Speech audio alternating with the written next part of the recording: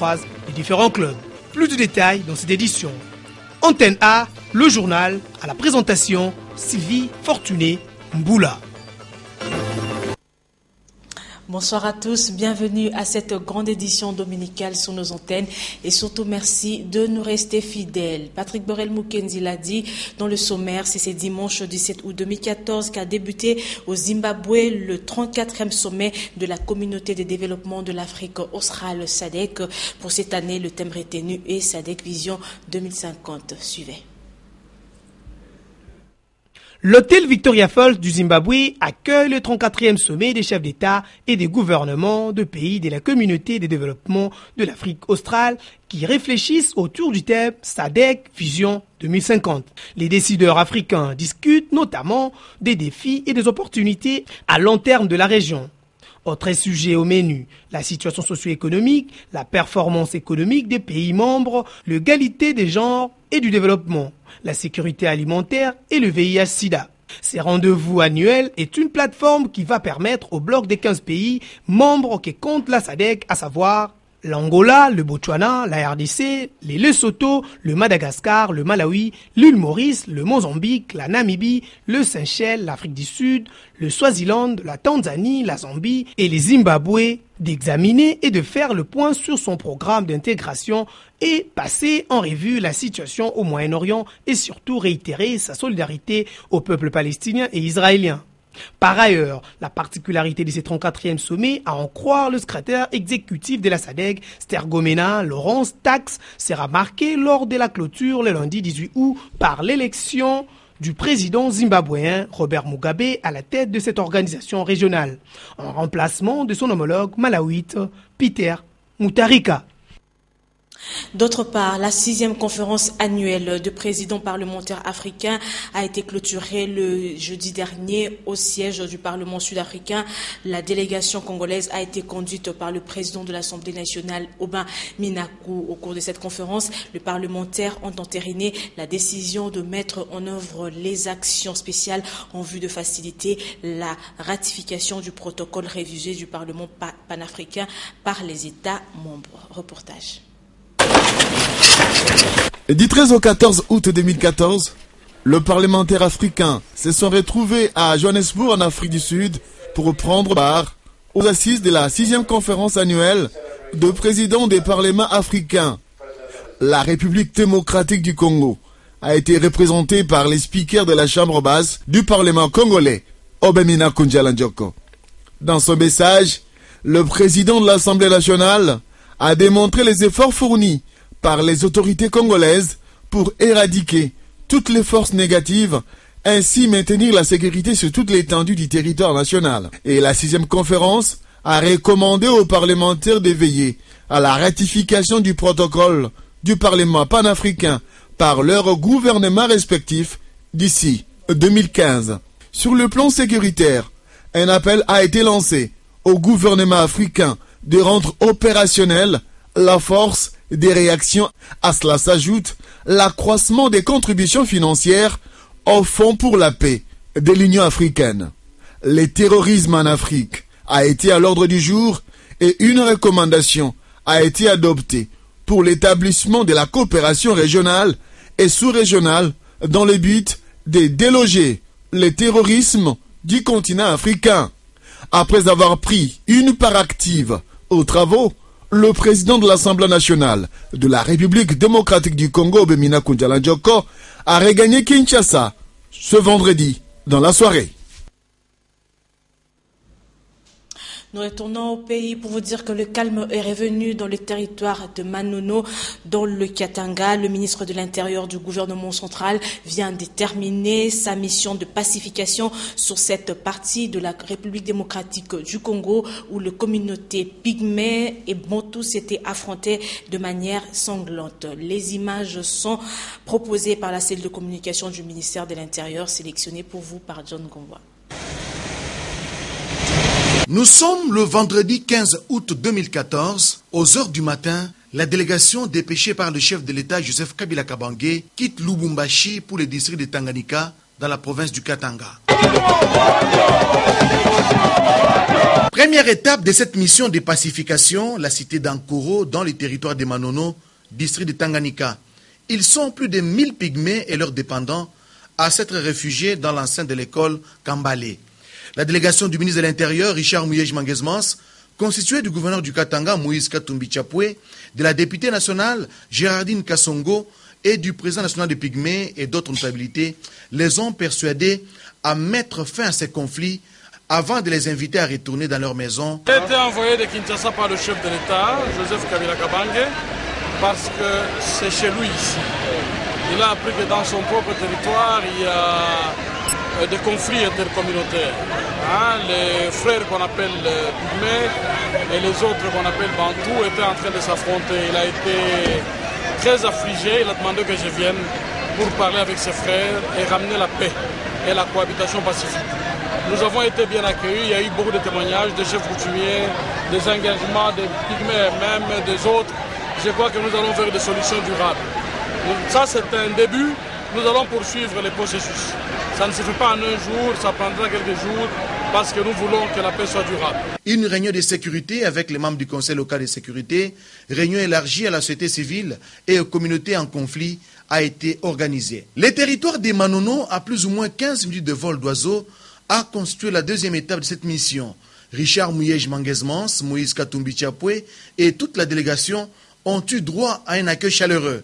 À la grande place de Manono, les émissaires de Joseph Kabila Kabange étaient face à la population. Un seul message, appeler les uns et les autres à l'unité et surtout dénoncer tous les tireurs de ficelles qui profitent de ces conflits pour que la justice s'en occupe. Une autre réunion de sécurité a été organisée cette fois-ci à Manono. Les différentes parties au conflit se sont exprimées librement. Un geste fort, peuple autochtone et bantou se sont salués, symbole de l'unité et de réconciliation dans ces processus de paix enclenchés par le gouvernement de la République. C'est en début d'après-midi que la délégation du ministre de l'Intérieur, Richard Muyej Manguesmans, a quitté Manono pour Lubumbashi, chef-lieu de la province. Une innovation par rapport au débat sur la révision constitutionnelle. En effet, l'ONG Objectif 2011 propose la tenue dans le tout prochain jour d'une conférence constitutionnelle souveraine afin de doter la RDC d'une constitution cohérente. Cet avis a été diversement partagé par la classe politique. De précision dans ce reportage d'Elaine Bofandobungu et Mathieu Ngadipovi.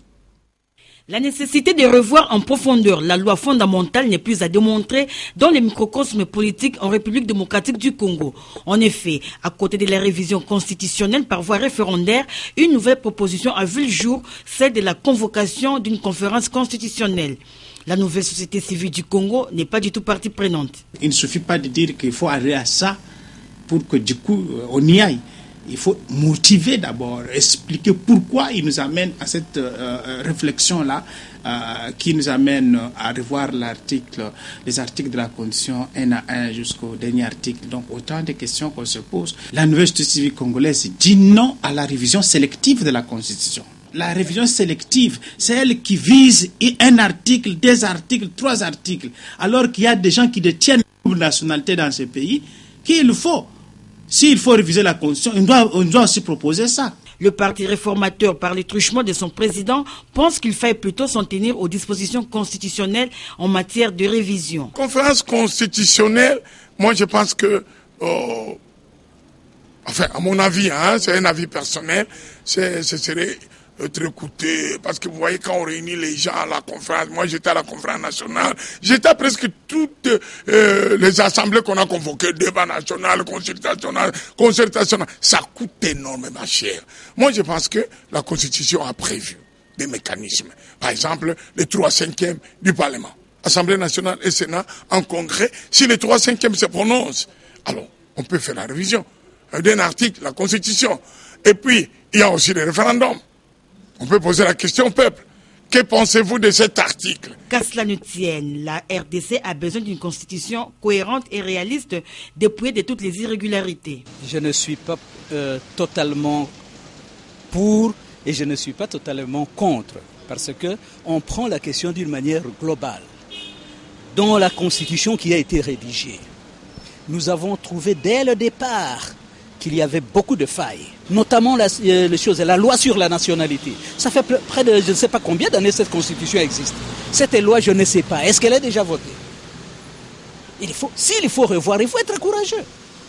Vous allez, la loi sur la décentralisation, vous revoyez ce qui doit être revu. Si tout le monde pense que revoir la Constitution, c'est-à-dire revoir le mandat présidentiel, non, la Constitution comprend beaucoup de chevauchements, beaucoup d'erreurs, beaucoup de failles et beaucoup de carences. Face au chaud débat sur la révision de la Constitution, la finalité est de parvenir à un consensus. Affaire à suivre. 8 ans de servitude pénale principale, c'est les réquisitoires de l'auditeur militaire général, ministère public à l'endroit du général des brigades Kakwavu Bukande Jérôme à l'issue de l'audience tenue le vendredi à la haute cour militaire. Les prévenus est poursuivi pour viol, crime de guerre, crime contre l'humanité commis en Ituri dans la province orientale. Sylvain Kapombo Sengele pour le reportage. L'affaire mettant en cause l'auditeur militaire général, ministère public contre le général des brigades, Jérôme Kakwavu, touche lentement mais sûrement à sa fin.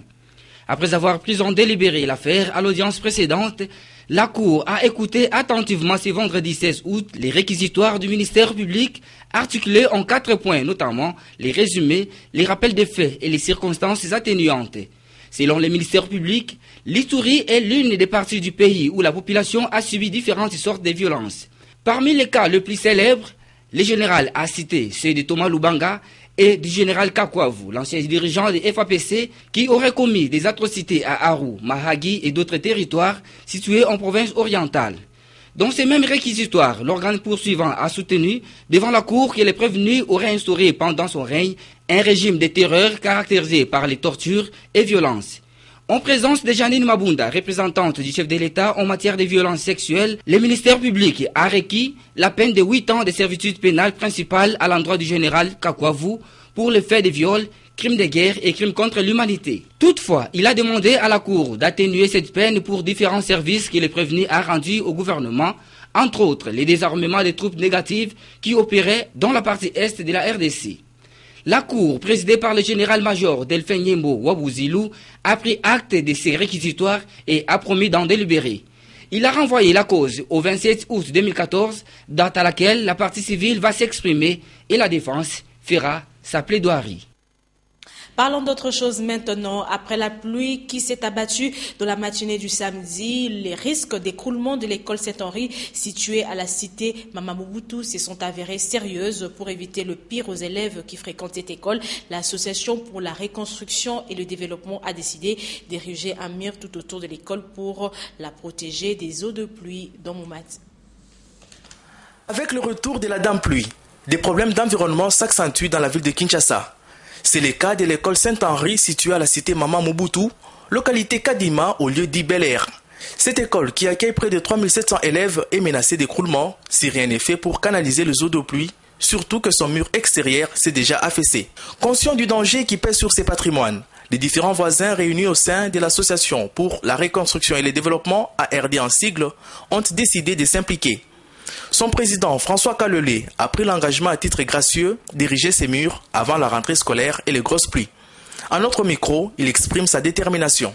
Avec l'arrivée de la pluie, les eaux qui viennent de la cité Mamamobutu se déversent directement dans cette école. Si rien n'est fait, toute cette infrastructure va disparaître dès la semaine prochaine à l'arrivée de la saison de pluie. Parce qu'il n'y a pas une bonne canalisation en amont là-bas. Tout ce que nous pouvons faire, c'est d'obtenir la construction de ce mur de soutènement et de reprendre à zéro la construction de cette clôture. C'est ce que nous sommes en train de faire. S'agissant de l'école Saint-Henri, elle est une bonne institution, la seule dans les parages qui accueille les enfants. Son promoteur absent du pays a remercié les gestes de l'ARD. Par ailleurs, le président de l'association a révélé que les différents membres qui œuvrent pour le développement à la base sont mobilisés de lutter contre le réchauffement climatique. S'agissant du financement, l'ARD a des activités d'autofinancement dans les secteurs des bâtiments et de la construction. Grâce à une autorisation d'exploitation des carrières permanentes, la 10-850, elle exploite une concession à Kassangolo.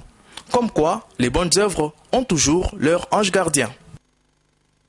En sport, Florent Ibenge, actuel sélectionneur de l'association sportive et club, a été nommé par la FECOFA sélectionneur national des Léopards Football Senior.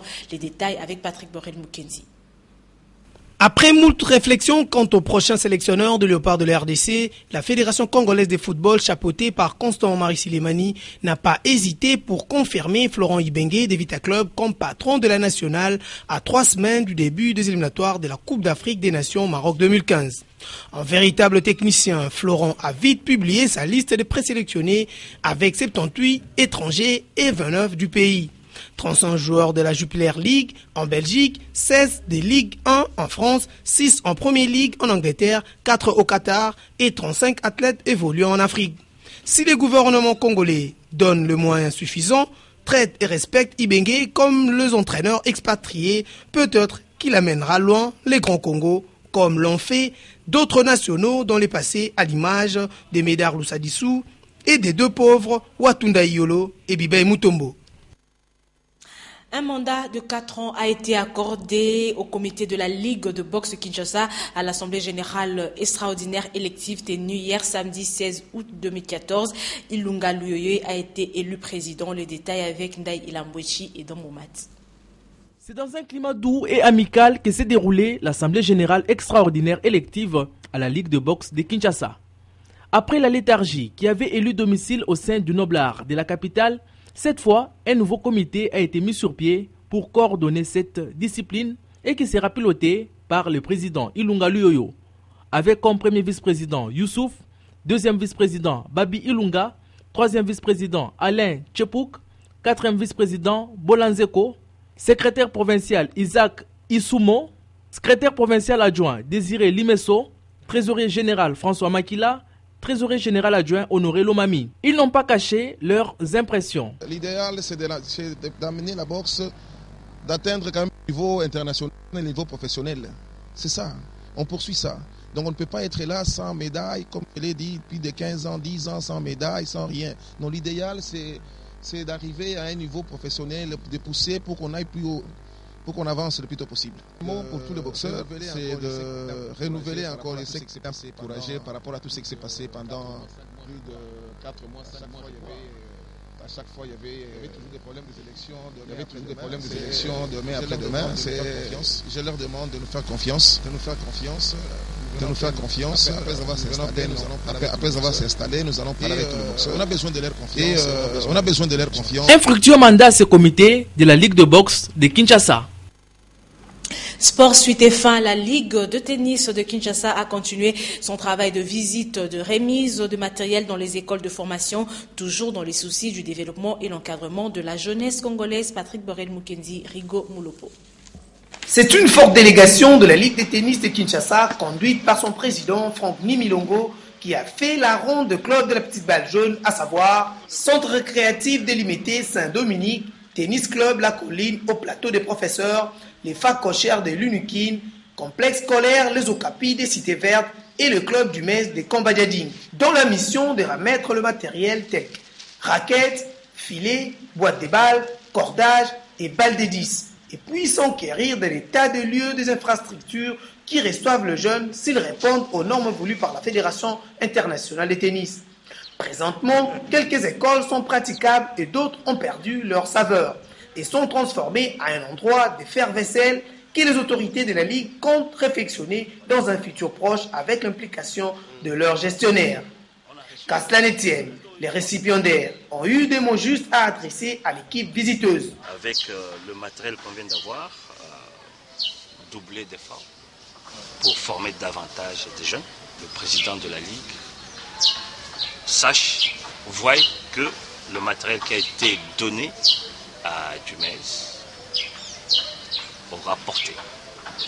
Donc, une fois de plus, Dumais dit merci à la Ligue. Nous sommes si impressionnés d'abord, parce que c'est tout de même une première. Et nous sommes heureux parce que parmi tant d'écoles au niveau de la Cité Verte, nous avons été choisis. Et merci à la Ligue de tennis. Ce geste, combien louable, ouvre la porte de la tenue des élections au sein de la Ligue de tennis de Kinshasa au mois de septembre 2014. Place maintenant à la rétrospective de la semaine.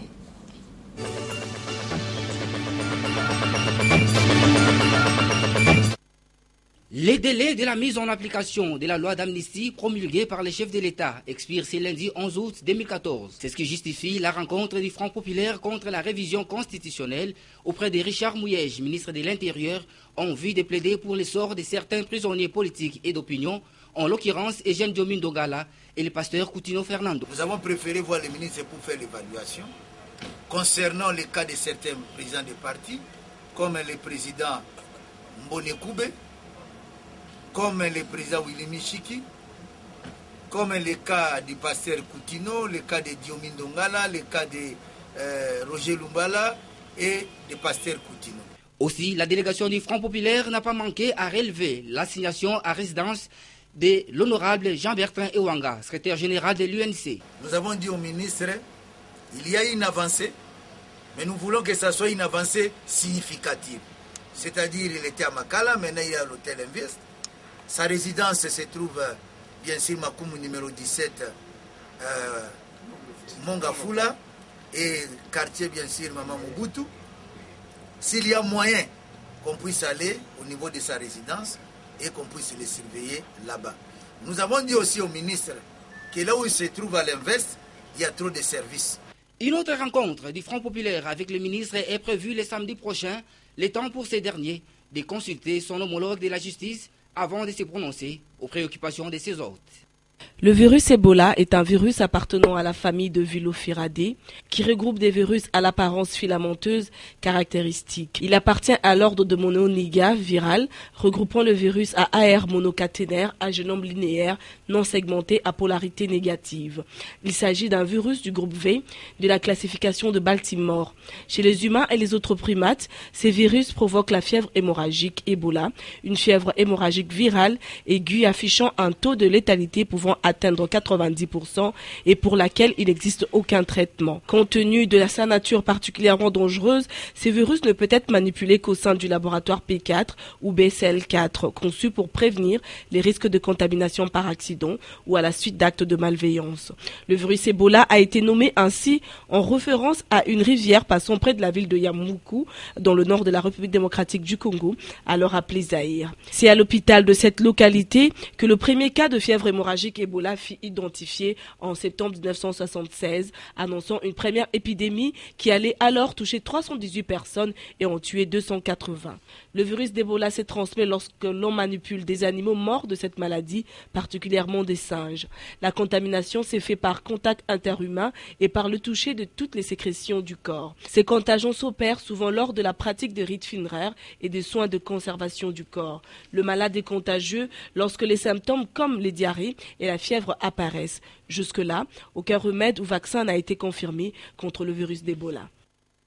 La fièvre hémorragique Ebola a fait plus de 960 morts sur près de 1800 cas confirmés probables et suspects dans 4 pays, essentiellement en Guinée, au Libéria et en Sierra Leone. Le Nigeria a dénombré 13 cas, dont 2 sont morts. Première fois que je traite un Ebola de cette taille-là. Ouais. Là, on a des centaines de morts et voilà, on a des cas qui s'échappent. On n'arrive pas à contrôler l'épidémie, ça part dans tous les sens, on a peu de moyens. L'OMS a qualifié vendredi cette épidémie d'urgence de santé publique de portée mondiale et des mesures ont été prises par des principaux pays touchés pour tenter d'enrayer la propagation d'Ebola. La Guinée ferme ses frontières avec le Libéria et la Sierra Leone. Le bilan pour la Guinée est de 495 cas, dont 367 mortels, d'après l'OMS et le gouvernement guinéen, qui a précisé que 94 personnes admises dans des centres anti-Ebola à travers les pays ont s'en sorti guéris. De nouveaux cas d'Ebola ont été signalés par le Nigeria, pays le plus peuplé d'Afrique, accroissant la préoccupation face à l'épidémie de cette fièvre hémorragique. En RDC, plusieurs mesures de prévention ont été prises. Le Premier ministre Matata Ponyo, lors de sa visite ce lundi 11 août, s'est rassuré des dispositions prises à l'aéroport de Ndjili à Kinshasa face à ces virus. Nous sommes sans ignorer ce qui se passe à l'ouest par rapport à l'épidémie Ebola. Et sur base de ça que nous avons reçu les instructions de la part du ministre de la Santé Mais il faudra savoir que le sérum ayant été utilisé sur des Américains a produit des effets positifs et celui-ci sera disponible, même en petite quantité, pour traiter les médecins libériens actuellement infectés selon la demande du Libéria. Une lutte à la fois urgente et de longue haleine s'annonce pour tenter d'éradiquer Ebola en Afrique de l'Ouest. Il faut dire que la rentrée a été fixée par les pouvoirs organisateurs et la rentrée scolaire c'est pour le 8 septembre, comme nous tous nous le savons. Mais la question relative à la rentrée scolaire est subordonnée à la volonté de tous les partenaires, notamment les enseignants qui doivent aller ouvrir les classes et enseigner aux enfants. Malheureusement, jusqu'à ce jour, au niveau du ministère des tutelles, il n'y a pas encore le pourparler, il n'y a pas encore de négociations qui puissent permettre que nous puissions envisager une rentrée tout à fait apaisée.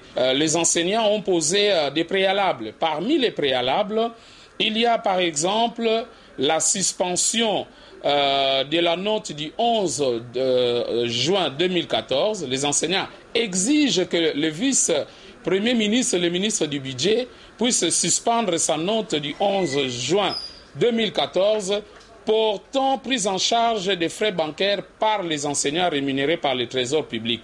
Vous savez qu'au mois de juillet, chaque enseignant a vu son salaire rabattu à 4 000 francs. On a défalqué 4 000 francs congolais à l'enveloppe salariale de chaque enseignant, au moment où on n'avait pas consulté les enseignants et même les banques syndicales. Ça, c'est vraiment dommage. Mais l'autre préalable pour les enseignants, c'est les camarades NP.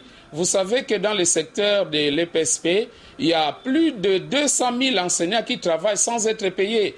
Au niveau du budget 2014, le gouvernement n'a pas été capable d'absorber les 200 000 enseignants. Bon, nous avons suivi, le gouvernement, il parle de 5 milliards. Vous voyez, avec tout ce que nous faisons comme pression, le gouvernement parle de 5 milliards de francs congolais. On a fait des petits calculs. Nous nous rendons compte effectivement que c'est un artifice de calcul. C'est-à-dire, on retranche les 4 000 auprès des enseignants, on leur ajoute.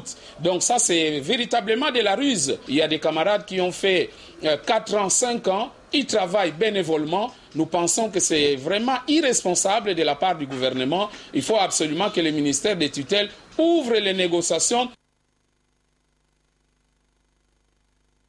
Le FDLR sont issus du comité de coordination de la résistance, un groupe d'exilés rwandais Hutus dissidents de l'armée de libération du Rwanda qui se transforme en FDLR en mai 2000. La première apparition de FDLR date de juillet 2000. Prétendant représenter les intérêts de Hutus rwandais après la mort du président Juvenal Habyarimana au Rwanda en 1994 et les génocides, ils s'y retrouvent en grand nombre à l'est de la République démocratique du Congo, ex-Zaïre. Le FDLR serait formé d'anciens membres de forces armées rwandaises et des milices interamouées. Ils se sont retrouvés à l'ex-Zaïre, d'abord avec le statut de réfugiés, ensuite alliés dans différentes guerres qui ont sévi l'est de la République démocratique du Congo. Selon Amnesty International et le réseau d'information régionaux intégrés, le FDLR serait responsable de pillages, viols, tueries, enlèvements et d'utilisation des enfants soldats et serait principalement responsable de l'insécurité et l'instabilité dans l'est de la RDC selon l'ONU. En 2008, un accord est conclu entre le gouvernement rwandais et congolais pour lutter contre la rébellion, prévoyant des opérations coordonnées avec la MONUSCO. Ces efforts n'auront servi à grand-chose. Actuellement, la communauté internationale, l'ONU, de la MONUSCO, telle que l'avait affirmé Martin Kobler au début de cette année. Le temps a été durci avec la mission de 5 envoyés spéciaux de la communauté internationale dans la région du Grand Lac qui ont appelé à la reddition complète, sinon ils seront traqués par les FARDC et la MONUSCO. Déçus par l'attitude des FDLR, la MONUSCO et le gouvernement congolais agitent le spectre du désarmement forcé vis-à-vis des combattants réfractaires à la reddition, tout en réaffirmant l'option militaire au cas où ces rebelles Hutus rwandais sabotaient le processus de leur rapatriement. Ainsi prend fin ce journal. Merci à vous tous qui l'avez reçu chez vous. Le prochain, c'est demain à partir de 13 et de 7h30. Vous retrouverez Nadia Punafouka et la grande édition de 19h. Ça sera avec John Gouba. Prenez aussi rendez-vous à 16h30. Les actualités en lingala avec Africa Mujinga. Au revoir. Très bon type de programme sur nos antennes.